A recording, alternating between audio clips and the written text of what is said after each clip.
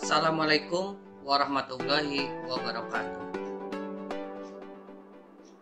Bismillah, alhamdulillah, segala puji bagi Allah, salawat serta salam kita sampaikan kepada junjungan kita Nabi besar Nabi Muhammad SAW. Oke, baik, pada kesempatan ini saya akan menjelaskan terkait materi Islam sebagai agama samawi.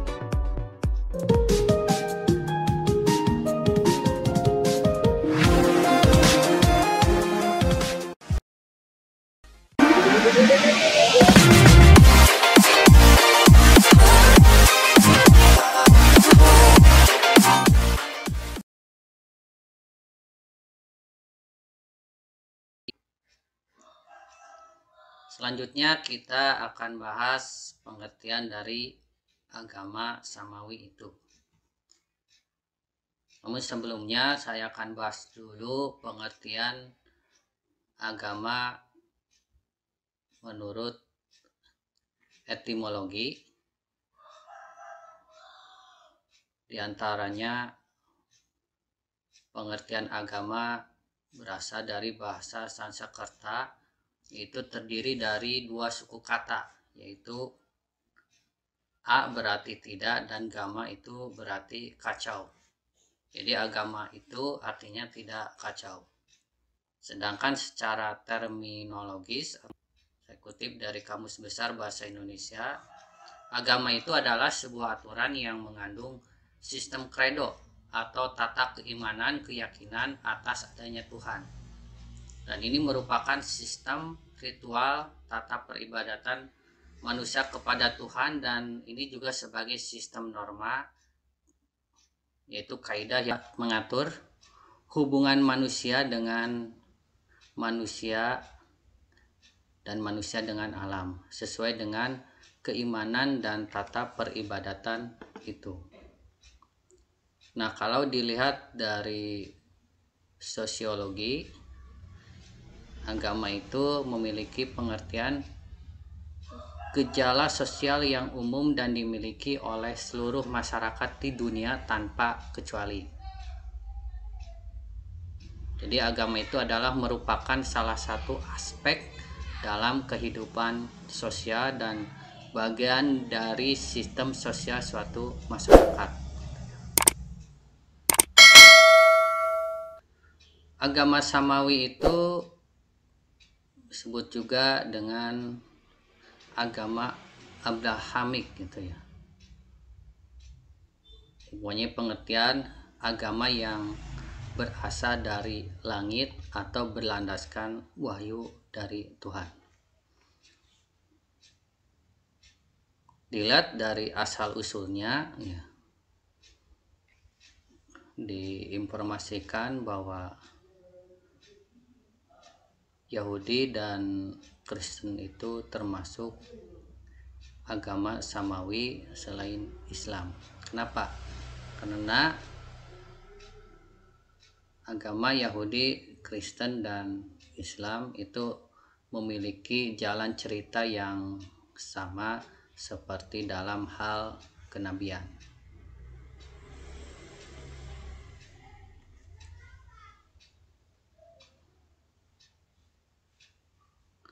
Lalu selanjutnya, untuk melihat apakah agama itu termasuk samawi atau tidaknya, kita melihat ciri-ciri dari agama samawi tersebut. Namun sebelum saya sampaikan ciri-ciri dari agama samawi itu, saya sampaikan pengertian dari ciri-ciri agama ardi ya. Jadi lawan kata dari agama samawi, agama wahyu atau agama langit itu adalah agama ardi itu ya. Ciri-ciri dari agama ardi itu, atau juga kadang disebut dengan agama budaya, itu hasil pemikiran atau perasaan manusia. Ajaran ketuhanannya itu bermacam-macam ya. Ajaran yang paling tinggi bersifat monoteisme nisbi, tidak pasti ya. Jadi terkadang ada dinamisme, animisme, atau politeisme. Nah, dalam agama Ardi ini tidak dikenal istilah nabi dan rasul ya. Jadi agamanya itu tidak disampaikan oleh nabi dan rasul. Umumnya dalam agama Ardi ini atau agama budaya ini tidak mempunyai kitab suci ya. Walaupun ada, itu sudah mengalami perubahan-perubahan. Kadang bertambah, kadang berkurang ya, dalam perjalanan sejarahnya. Ajarannya pun ya berubah-ubah sesuai dengan perubahan akal pikiran pengikutnya. Nah, terkait dengan ciri-ciri agama Samawi yang sudah saya sampaikan di slide, tentunya agama Samawi itu berasal dari wahyu Allah Subhanahu wa taala, bukan ciptaan manusia atau siapapun selain Allah. Ajaran ketuhanannya adalah monoteisme, tauhid mutlak ya. Lalu tentunya disampaikan oleh nabi dan para rasul. Selanjutnya, ciri dari agama Samawi itu tentunya mempunyai kitab suci yang otentik, asli, bersih dari campur tangan manusia. Ajaran-ajarannya bersifat tetap, tidak berubah-ubah, meskipun tafsirnya dapat berubah sesuai dengan kecerdasan, kepekaan pengikut-pengikutnya. Nah, jadi kalau melihat dari ciri-ciri agama Samawi itu untuk sekarang yang kita yakini adalah agama Islam.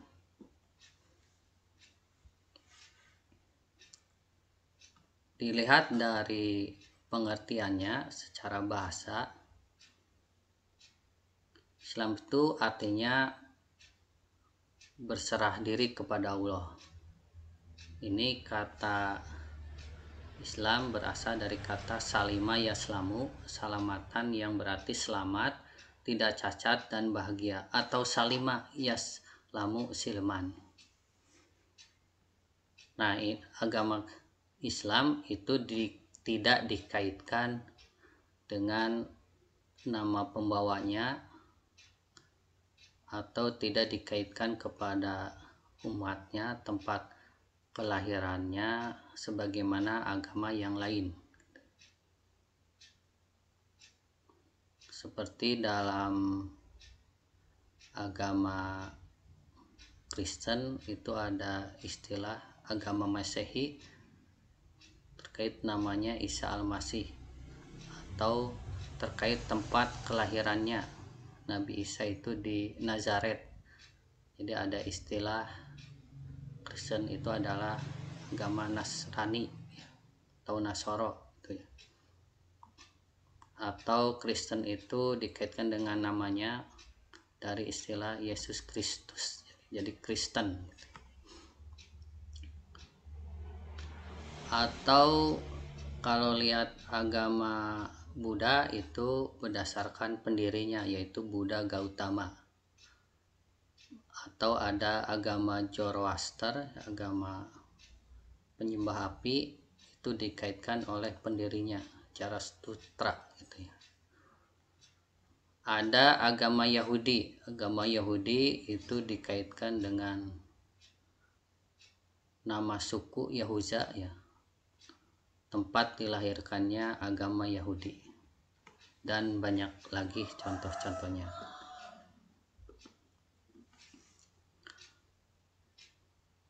Makna Islam terbagi kepada dua, ada pengertian secara khusus dan secara umum. Secara khusus, Islam itu adalah agama yang diturunkan Allah kepada Nabi Muhammad yang dihimpun dalam kitab suci Al-Quran dan As-Sunnah. Yang kedua adalah pengertian secara umum, bahwa Islam itu adalah agama Allah yang dibawa atau diajarkan oleh semua nabi atau rasul Allah sejak nabi pertama, Nabi Adam, sampai nabi yang terakhir yaitu Nabi Muhammad.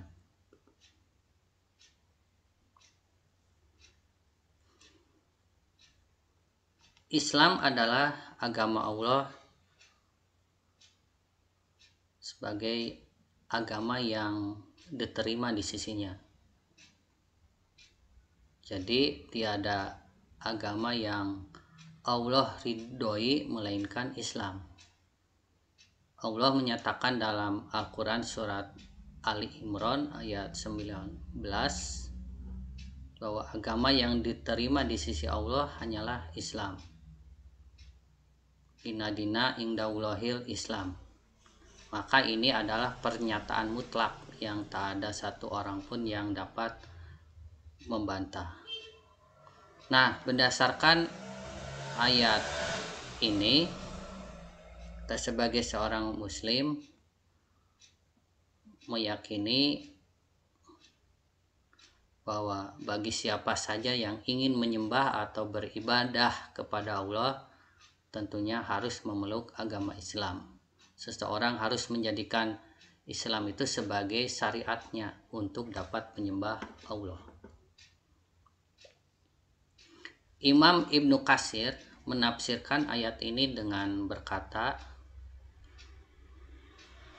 dan firman Allah Ta'ala ini adalah pengabaran dari Allah bahwa tidak ada agama yang diterima di sisinya dari siapapun selain Islam, yaitu ajaran yang mengikuti agama dan Rasul yang Allah telah utus pada setiap masa sampai diakhiri dengan Nabi Muhammad SAW, di mana Allah Ta'ala telah menutup semua jalan untuk sampai kepadanya kecuali melalui jalan Nabi Muhammad SAW.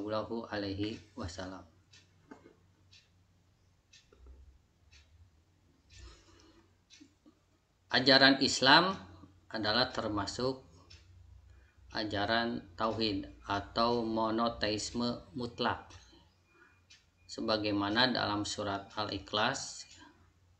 Makna dari surat Al-Ikhlas ini secara umum adalah mendefinisikan dan menggambarkan tentang keesaan Allah Subhanahu wa Ta'ala, bahwa Allah itu adalah satu, ya, yang menjadi sebuah zat untuk bergantung dan kembali bagi seluruh makhluk hidup di alam semesta. Salah satu ciri dari agama samawi itu adalah Al-Quran itu yang dimiliki oleh umat Islam adalah salah satu kitab yang masih murni di dunia ini. Murni, ya, terbebas dari intervensi pemikiran Nabi Muhammad SAW ataupun umatnya. Bahkan penelitian-penelitian menyatakan bahwa kitab lain selain Al-Quran itu ternyata sudah tercampur dengan pikiran dan interpretasi penulisnya. Berbeda ketika Al-Quran itu diturunkan sudah ada budaya tulis dan baca.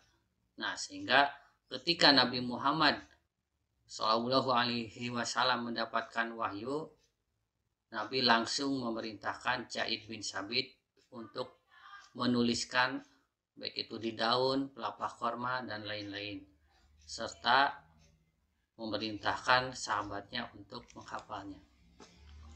Al-Quran sendiri ternyata di belahan bumi manapun tidak ada perbedaan redaksi maupun susunan bahasanya. Dari segi ajarannya, Islam pun memiliki kelebihan, ya, dibandingkan ajaran agama lain diantaranya. Jadi ajaran Islam itu berlaku sepanjang zaman dan selalu sesuai dengan perkembangan zamannya.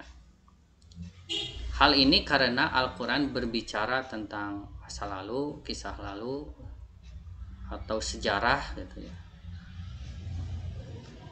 berbicara terkait dengan waktu kini atau masa yang akan datang. Inilah yang menjadikan ajaran Islam itu selalu relevan ya dengan perkembangan masanya, zamannya. Jadi ajaran Islam itu sesuai dengan kebutuhan baik jasmani, rohani manusia.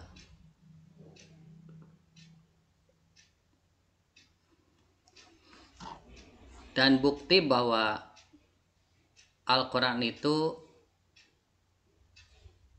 disebarkan melalui Rasulnya,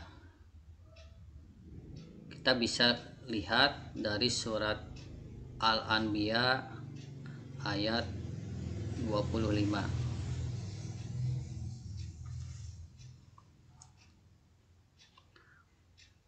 Menurut cendekiawan Muslim asal Turki yaitu Muhammad Fethullah Gulen, ini ayat ini menunjukkan diutusnya para rasul adalah menghindarkan umat manusia dari penyembahan terhadap berhala, membimbing untuk beribadah kepada Allah, dan tentunya menjadi teladan bagi manusia. Namun berkenaan dengan tujuan diutusnya Rasulullah tampaknya agak sedikit berbeda ya, Nabi Muhammad dengan para rasul lainnya. Lebih khusus, Nabi Muhammad itu adalah diutus menjadi rahmat bagi alam semesta, sebagai rahmatan lil alamin, dan sekaligus memikul tanggung jawab berdakwah menyeru ke segenap umat manusia atau bahkan jin menuju penghambaan diri kepada Allah. Itu dijelaskan oleh Gulen dalam bukunya Cahaya Abadi Nabi Muhammad SAW sebagai kebanggaan umat manusia.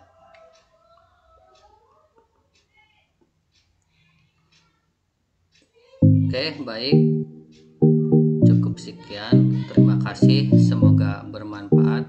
Wabillahi taufiq wal hidayah. Wassalamualaikum warahmatullahi wabarakatuh.